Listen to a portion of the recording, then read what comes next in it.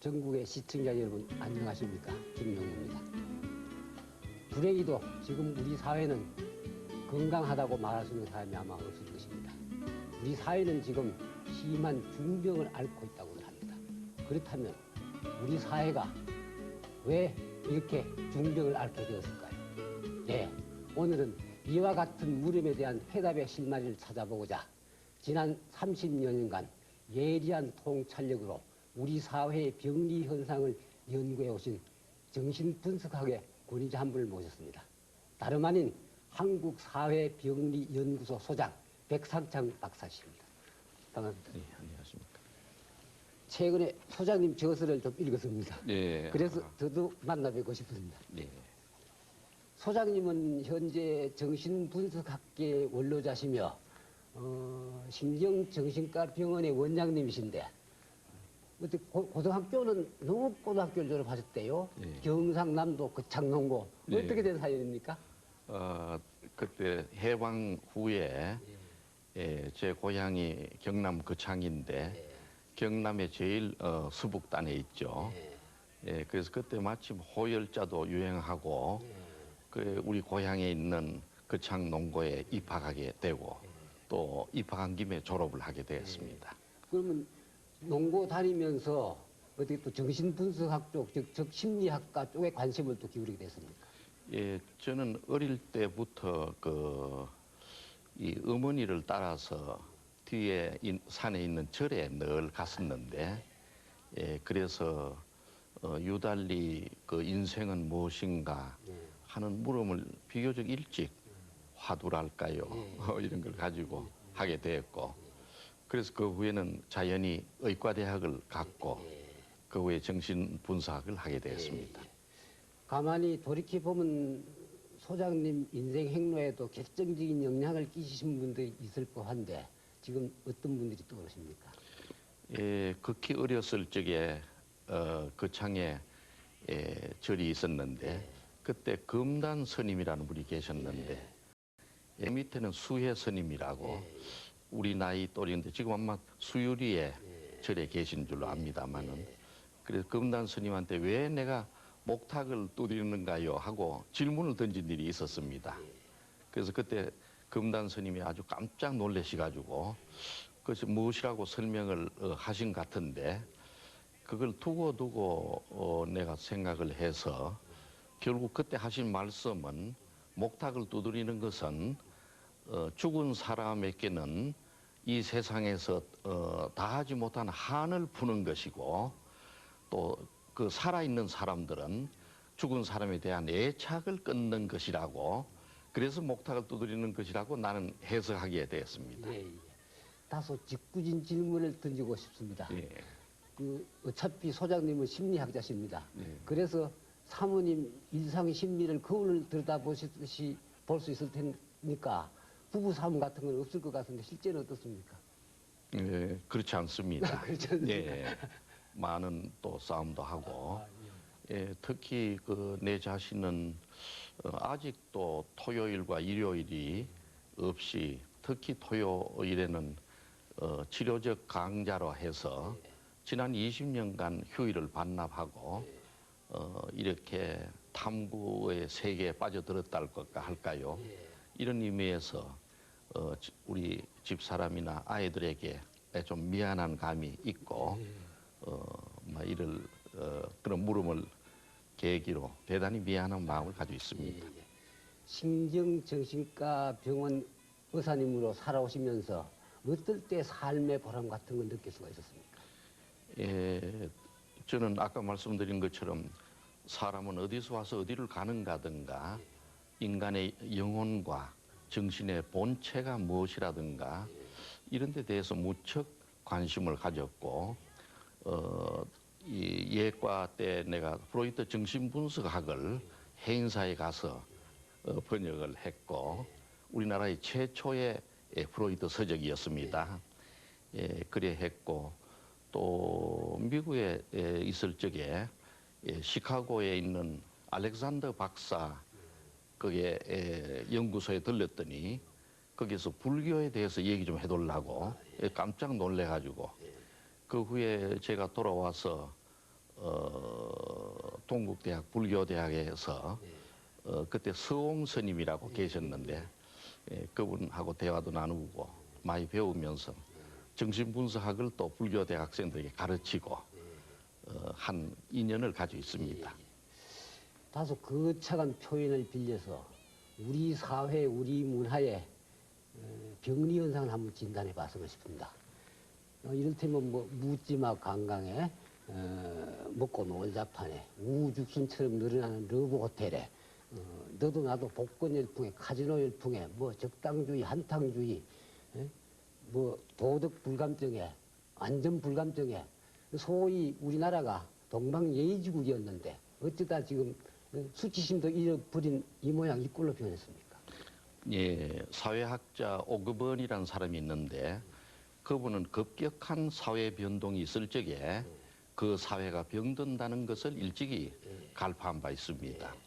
예, 지난 40년간 보면은 우리나라가 급격하게 근대화하고 또 80년대 전후에서 민주화하고 이런 큰 파도를 겪으면서 한국인의 전통적인 정신은 사라지고 우리가 어릴 때만 해도 그래도 콩 하나 가지고 8사람이 나눠 먹고 인정이 넘치고 그래도 여유가 있는 사회였었는데 지금은 높은 빌딩과 고속도로와 모든 편리한 것은 만들어 놓고도 마음의 여유는 없고 오로지 자기의 권리만 찾으려 하고 쾌락만 추구하고 그래서 남들은 돌볼 시간도 없고 하는 현상들이 결국은 여러 가지 사회 병리 현상으로 연결되고 있다고 나는 분석했습니다. 잘 아시겠지만 미국의 정신과 협회는 10여 년 전에 화병은 분노의 억압에서 기인하는 한국인에게만 나타나는 일종의 문화 정분이다 하고 분류해 나왔습니다. 예. 한국인의 화병은 어떤 것입니까? 제가 1959년에 미국을 잠깐 갔다 돌아와서 미국인들이 하는 정신분석 치료 기법을 가지고 한국인들을 병원에서 그리고 또 가정법원에서 임상을 해왔는데 결국은 서양 사람과 한국 사람이 근본적으로 다른 점이 한 7가지 있다는 걸 알게 됐는데 그 제일 다른 점은 서양 사람들은 마음 밑바탕에 불안과 죄악감이 있습니다. 모든 서양 사람은.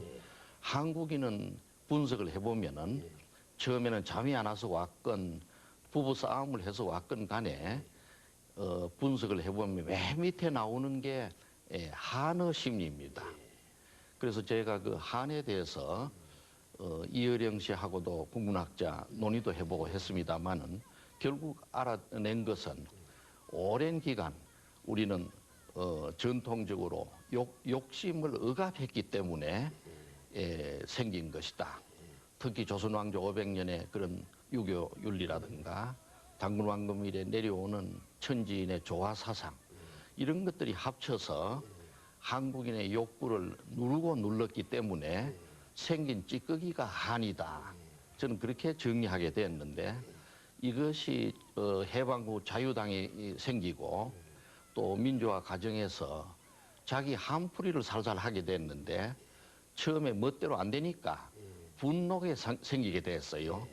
그래 한과 분노가 합쳐서 생긴 것이 화병이라고 보는데 그래서 화병은 주로 여자들에 많았고 주로 또 소외 세력들이 많았고 이랬는데 그래서 이 화병이 나타나면은 주로 가슴이 답답하고 한숨을 쉬고 또 주로 신체가 아프다 그러고 소화가 안 된다 그러고 이런 독특한 증상을 형성을 하게 되었습니다.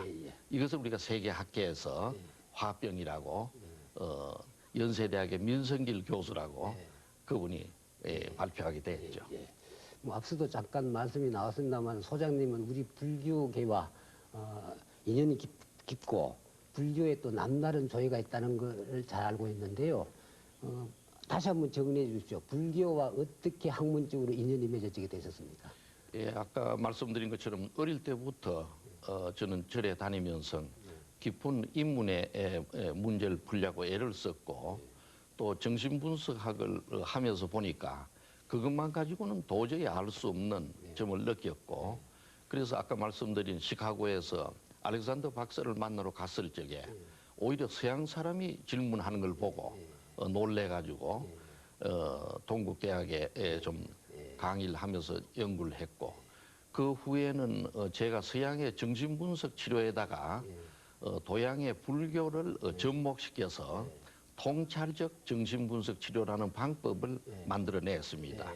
그래서 그걸 가지고 동경이라든가 워싱턴, 아테네, 또 부다페스트 등지에서 발표를 한 바 있고 금년이나 내년에는 이것을 집대성한 책을 내려고 하고 있습니다. 지금 말씀하시는 게 정신분석학과 선불교의 유사성에 관한 문제인가요? 그렇습니다. 아, 예. 예.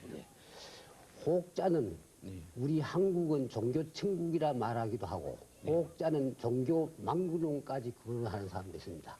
우리 한국 사회에 있어서 종교의 병리 현상을 어떻게 진단하고 계십니까?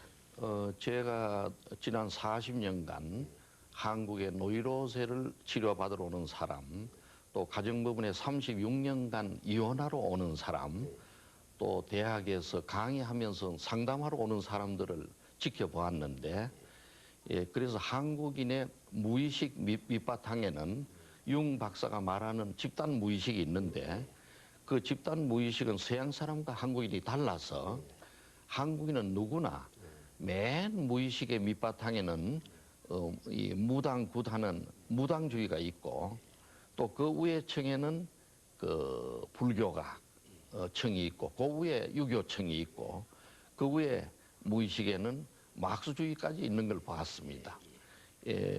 대단히 특이한 현상은 이 한국이 아시아의 제일 동쪽에 마치 맹장과 같이 붙어 있어 그런지 대륙에서 들어온 모든 종교는 한국에 들어왔다 하면 전부 다 원산지보다 과대하게 나타나는 것이 특징이라는 걸 깨닫게 되었어요.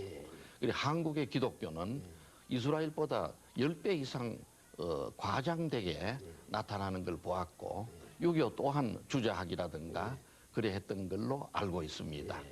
그래서 한국이 지금 사회가 변하면서 사회 병리가 오니까 한국인들이 어떻게 살아야 될지 모르니까 종교에 의지하게 되는데 한국에 있는 많은 종교들이 과장되고 지나치게 환상적이고 지나치게 또 어떻게 보면은 원시 사고를 부추기려고 하는 방향으로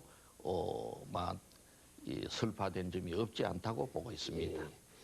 소장님께서는 어느 저서 속에서 한국의 사회 병리를 치유하면은 불교의 역할이 막중하다고 서술을 하셨습니다. 여기서 간단히 한 번 더 그 말씀을 풀이 좀 해주십시오.